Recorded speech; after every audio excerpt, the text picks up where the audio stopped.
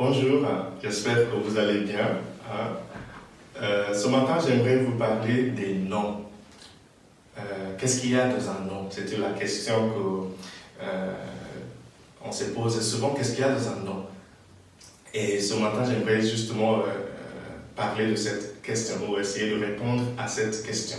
Le texte du jour, la première lecture est tirée des Actes des Apôtres, chapitre 11, des versets 19 jusqu'à 26. Et l'évangile est tiré de l'évangile selon Saint Jean, chapitre 10, et versets 20 jusqu'à 30. Dans la première lecture, nous avons une situation où les premiers chrétiens sont dans une ville qui s'appelle Antioche, et là-bas, vu comment ils s'est comportés, on les a nommés chrétiens. Tellement ils étaient comme le Christ que les gens les ont donné un nom. Ce sont des chrétiens. Donc le nom de chrétien a été utilisé la première fois en Antioche. Et dans l'évangile, Jésus dit, il faut m'identifier, parce que les gens lui demandaient, mais tu es qui vraiment? Dis-nous, est-ce que tu es le Christ? Il dit, il faut m'identifier par les choses que je fais. Par les choses que je fais. Donc ce matin, j'aimerais vous dire 3 choses par rapport à un nom. La première chose, c'est qu'un nom peut évoluer, un nom, une réputation peut changer.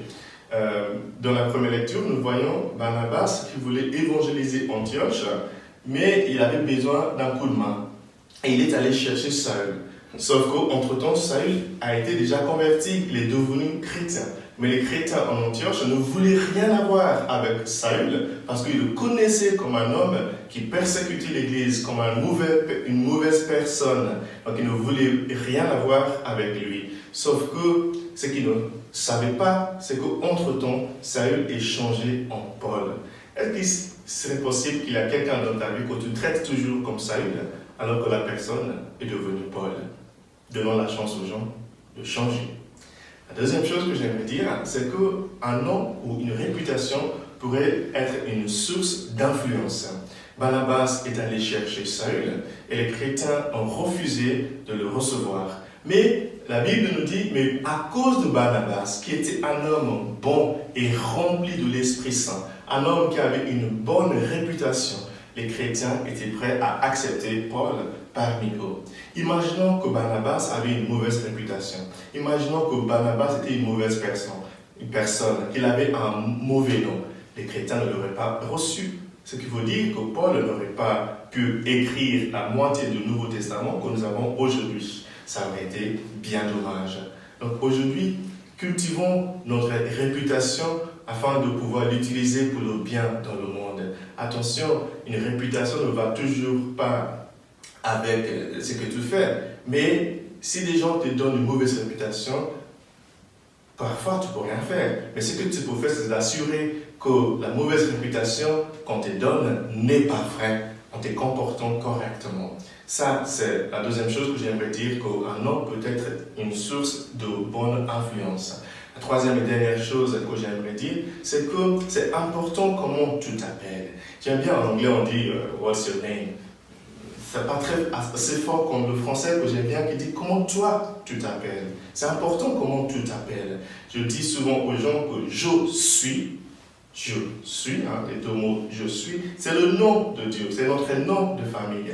L'hébreu, ça veut dire Yahvé, c'est le nom de Dieu. Ce que certains appellent Jéhovah ou Yahvé, c'est la même chose, ça veut dire je suis. Donc à chaque fois que tu dis je suis, il faut ajouter quelque chose de bon. Je suis beau, je suis magnifique, je suis un enfant de Dieu, il ne faut jamais dire je suis con, qu'est-ce que je suis bête, Ces choses-là, ton cerveau les enregistre.